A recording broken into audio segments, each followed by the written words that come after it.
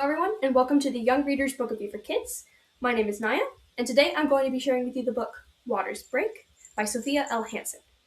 Now, as you can see, today I have our cat, Merlin, and if you watched my previous video on Howl's Moving Castle by Diana Wang Jones, you would have seen that I had another cat, Bramble, in that video, so be sure to check that out. I'll have it linked at the end of this video. You won't want to miss him. He's very cute.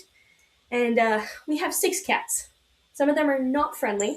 Some of them would not be good for a YouTube video, but Bramble, Merlin, and a couple of others are quite friendly. You may see them in later YouTube videos, so I have those out there for you cat lovers, just like me, and my little sister loves cats too. So don't get distracted. I know he's cute, and he'll pop in and out, I'm sure, but we've got a book to review, so let's get started.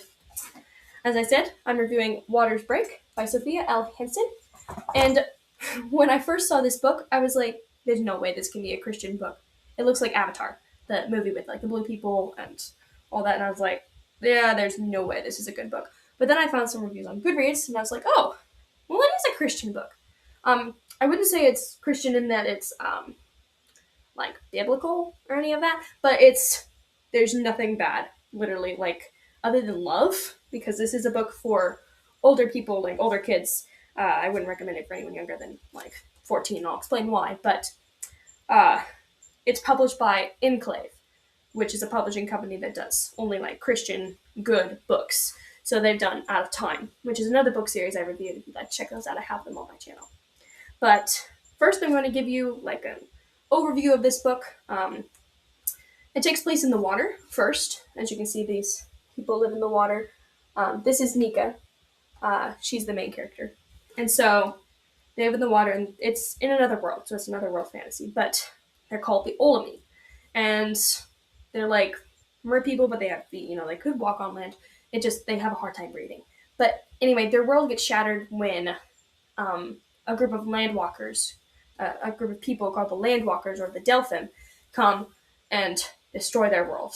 Basically, like, I'm not sure how this all happens because some of the book is not well explained, and I'll get more into detail with that. But some of the things that happen, I feel like just happened, and there was no explanation for them. So the storyline was good, just some of the things that happened were not explained or told of.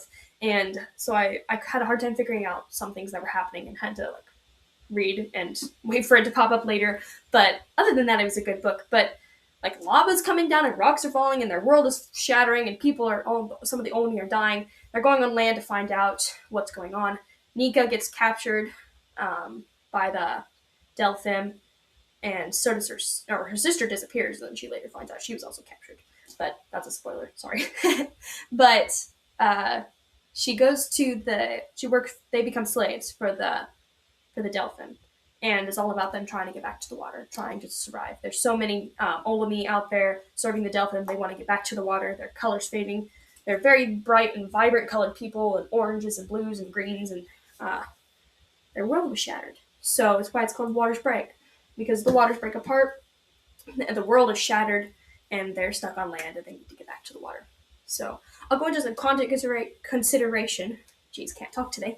For all you out there who want to know some more of the specifics, the reason I would not suggest this for anyone younger than 14 is because the Delphim are a people that their population is dropping, and they're trying to find a way to grow their population, and so they implanted babies in some of the female Olomis, and so they're pregnant without a relationship outside of having it artificially implanted into their bodies. So they become pregnant, they find out they're pregnant, and it's sad, honestly, because some of them have husbands, some of them have families, and now they have a child that's not their own, or it is their own, but it's not through their husband as well, or a relationship they were hoping to have. And so it's sad that they were treated that way, and there's slavery, abuse. There's abuse in these books, so that just for more sensitive people, just be careful of that. And then there is love between Nica, the main character, and another character, a guy named Jirok, I think is how you pronounce his name. But I feel like they barely built up on the love. It just kind of happened. Like, there was no precursor to like, oh, she had like a bit of a liking to him. She met him in the Delphim camp, and he was part of the guard and made enslaved to be part of the guard to protect the Delphim and the Olomi who were pregnant.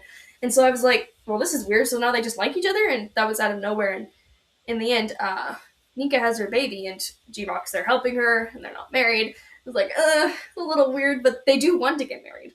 But yeah, it was kind of weird following some of the points of the story, and just like some of it's sprung on you, some of it's just some of it's well explained. Like the resistance, the Olomi resistance in the Delphim camp is like well thought out. The parts they all play and trying to get free, it didn't come too fast. It came right at the end. You know, they get free just like it was a long time planned out, but then they get free and it's like boom, they're free. And I was like, oh, that's a good ending. So they, in the end, obviously they would get free because this is a standalone book. There's no side books or anything that I'm aware of, but it was definitely a good book. But I wouldn't recommend it for anyone too young. There's no language, just like love and some things that are a little touchier topics that are just to keep in mind. Um, I'm not really sure what my favorite part is. It's been a while since I read this book, but I did really like when they got free, just because they're happy again. But they've been living on, in one of the parts of the book, they've been living on land for a long time. Their skin's peeling off. They need to be wet. They're not allowed to have water, and then it rains.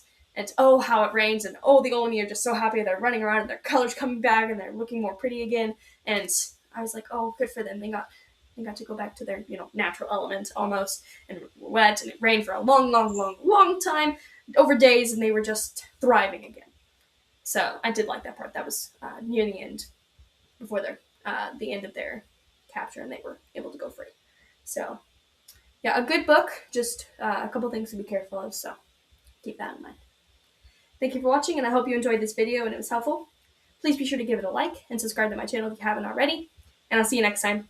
Bye!